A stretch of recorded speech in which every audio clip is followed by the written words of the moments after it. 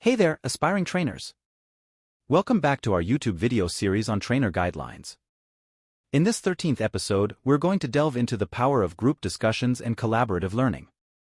Get ready to harness the collective wisdom and knowledge of your participants.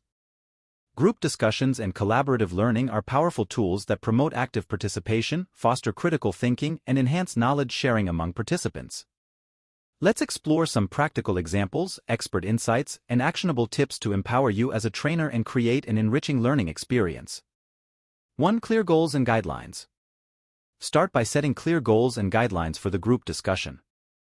Clearly communicate the purpose of the discussion, the desired outcomes, and any ground rules for respectful and inclusive participation. This sets the stage for a productive and focused discussion. 2. Thoughtful question framing.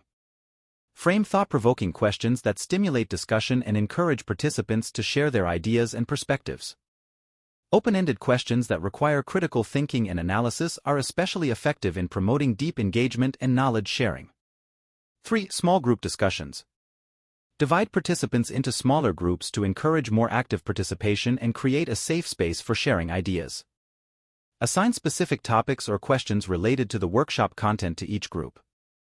This not only ensures that everyone has a chance to contribute but also promotes collaborative learning and diverse perspectives. 4. Role assignment. Assign different roles or responsibilities to participants within the group discussions. For example, one participant can be the facilitator, another can be the timekeeper, and others can be note-takers or summarizers. This promotes shared responsibility, collaboration, and active engagement.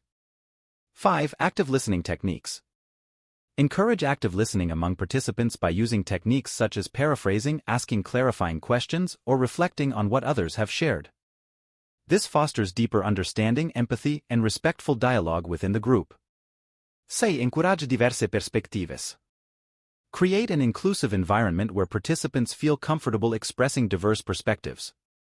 Encourage participants to share their unique experiences, insights, and ideas, and emphasize the value of different viewpoints in enriching the learning experience for everyone. 7. Technology-enabled collaboration. Leverage technology tools such as online collaboration platforms, discussion forums, or virtual whiteboards to facilitate group discussions and collaboration, especially in virtual or hybrid settings. These tools allow participants to contribute simultaneously, share resources, and engage in real-time knowledge exchange. 8. Summarize and synthesize. After the group discussion, facilitate a summary or synthesis of the key points, ideas, and insights shared by the participants. This helps consolidate the learning, identify common themes, and provide closure to the discussion. Remember, group discussions and collaborative learning are powerful tools for active participation and knowledge sharing. By setting clear goals and guidelines, framing thoughtful questions, utilizing small group discussions, assigning roles, encouraging active listening, embracing diverse perspectives, leveraging technology-enabled collaboration, and summarizing the key points, you'll create an engaging and enriching learning experience for your participants. Thank you for joining me as we delved into the power of group discussions and collaborative learning. Stay tuned for the next episode.